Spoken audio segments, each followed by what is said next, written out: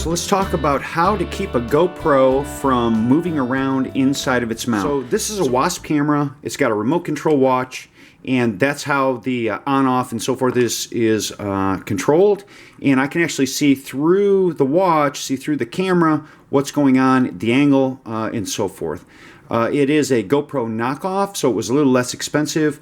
And I've really enjoyed it. It works fine. It did come with a number of bits and pieces that actually came with the camera. What I did was I went to Amazon. I wanted more mounting options, and I purchased a set that had 20 pieces in it. This thing, believe it or not, was about 20 bucks. And for $5 in shipping, I get the whole mess for $25. The problem is that when I mount the camera to any one of these mounts, what was happening was that the camera would tend to want to fall forward, fall back. It would never stay, no matter how tight I got the camera in the mount, it always moves. So I am in the process of solving that problem right now, and I'm going to show you how to do that. Okay. The problem that I encountered with this actual set was, I believe what happens is that these did not meet quality control. This is the reason why you're getting hundreds of dollars worth of mounts for almost nothing. Okay, so in my entire set, the only thing that I could not do was the set came with two of these sort of these J-shaped pieces. Okay, these would not work at all. And what I found was that this center tine was too thick. Okay, so when they cut these slots, something was off. And what I did was I took a Dremel tool, or a Moto tool, I guess would be the more generic term, and I trimmed these down so that they were more evenly spaced, okay? And then I filed them and I sanded them and I did all these things and cleaned that up, and now these are totally within the realm of being used.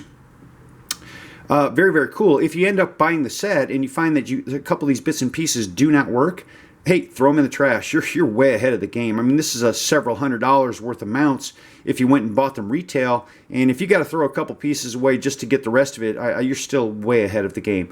So let's talk about how I fixed the camera falling forward or falling back within any of these mounts. These pieces right here have already been processed, let's say. So I fixed these. They work really, really well. Okay, so how to take $20 and turn it into a pile of gold. This is how you do it, okay? And this is through some experimentation here. And I just kind of like dealing with all this stuff.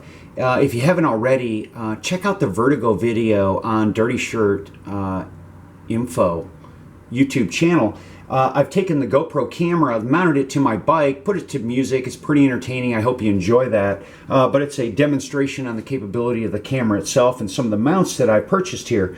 But the whole goal here is that I want to take this this shine that comes on all of these mounts, right? You should be familiar with this if you have an action camera, and we want to take and rough that up, right? It's very simple to do, but a little experimentation goes a long way, and I've already done that for you. So let's take it here, right?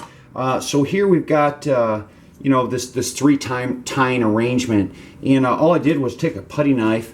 I tried 100. First of all, I tried a file. A file makes a very smooth surface. It looks good. It's a lot of control, but it doesn't do the job.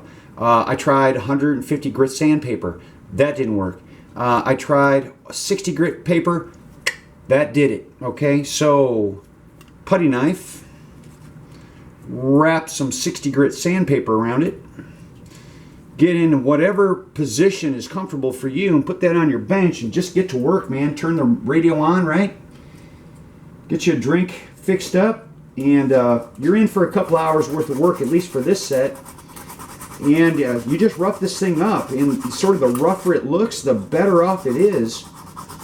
So I've already pretty much taken care of this guy here. So I also did the mount that came with this Wasp camera. Okay, it's red. It's always identified by its redness. And if I take that and I slide that in there, line up the hole, get a bolt. Different bolts come with different things. It's kind of like a Rubik's Cube to put this thing together sometimes.